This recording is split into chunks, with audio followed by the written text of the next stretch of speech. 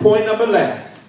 If we want to love God and love our brother, not only do we need to become a living sacrifice, a valuable sacrifice, but what's the third one? We need to become, I wonder who can get this one. We need to become a what? A secret sacrifice. Nah. I don't think I've ministered on this before with y'all. And I'm excited about closing the message up with this. Somebody say secret sacrifice. Secret sacrifice. We're going to finish the message with this. This is very important. I want you to see this now. This will change your life.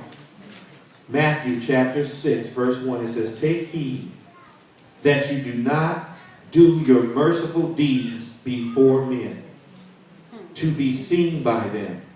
Otherwise, you have no reward with your heavenly Father. Verse 4, I'm going to slip down to verse 4 because of time. It says, so that your merciful deeds may be in secret, and your Father who sees in secret himself shall reward you openly. Church, if you get this, it's going to change your life. You must be a living sacrifice. You must be a valuable sacrifice. Sowing what? Time, talent, and treasure. But I'm here to tell you, it's not about grandstanding. It's about, when a seed is planted, where is it planted? In the ground. Where does it grow? Under the ground, where you don't see it. You don't see what's going on down there, but it's germinating. You don't see it until it sprouts up. You know, first a little blade, then a whole stalk. What I'm trying to tell you is the miracle of sow and reap is a secret.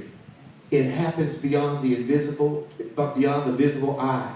And I'm here to tell you that Jesus prayed all night long, and his disciples didn't always see what he was doing. But after he did, God rewarded him for it openly. I'm here to tell you that if you, SMPF, if you study, meditate, pray, and fast, everybody might not know what you're doing, that you was up at 3 in the morning or 5 in the morning or whatever. But I'm here to tell you, God knows. And what you do in secret, he'll reward you for openly. I'm going to close you with this one. It reminds me of something that was very interesting. I'm going back and date myself. I remember when I was a little boy, I don't know where they had this. It was a little magazine or something. And there was a guy, and he was with his girlfriend. And he was out there on the beach. Some of y'all remember this. This is like a typical story. And he was out there on the beach. And he was walking with his girlfriend. He was a scrawny, skinny little guy. And one of these big old guys came up to him and bullied. And he kicked sand in his face. And the man stole his girlfriend. And the little guy walks away. Anybody remember that story? Anybody know what I'm talking about? And,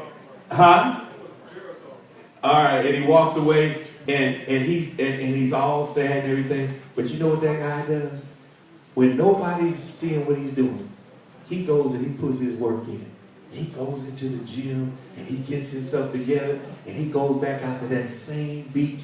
And this time, the guy sees him and he's trying to kick sand in his face and he stands up and he's like, punches him out and like, hey, you can't mess with me because I've been putting my work in secret and now God has rewarded me openly. What I'm trying to tell you is that big bully on the beach is like the devil.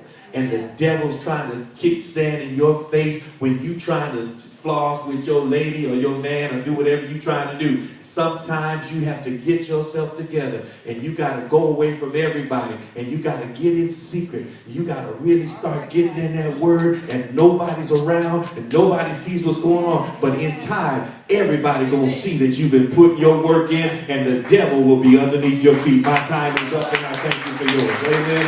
Hallelujah. God is good. And all the time. Let's give God another big hand clap for praise. Hallelujah. Father, we thank you, we bless you, and we praise you. We thank you that we got some work to do.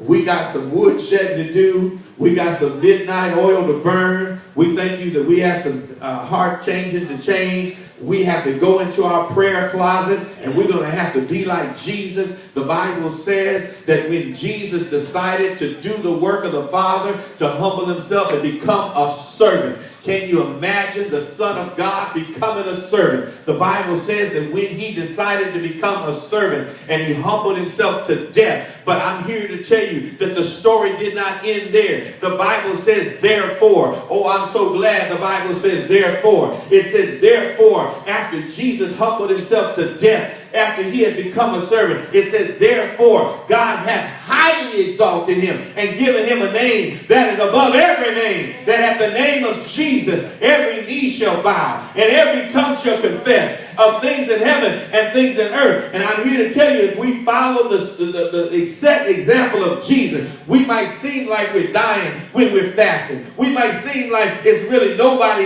is seeing what we're doing. We might seem like we're not gaining ground. But when we will sacrifice that which is valuable to us, God is going to reward you. You're going to look up and all of a sudden you're going to see a different person in the mirror. It's going to be somebody more powerful. Going to be somebody more spiritual. Going to be somebody more loving. Going to be somebody more patient. Going to be somebody who's willing to help other people out. And that is what it's all about. The greatest love. Let me get an amen, somebody. Amen. Heads are bowed. Eyes are closed.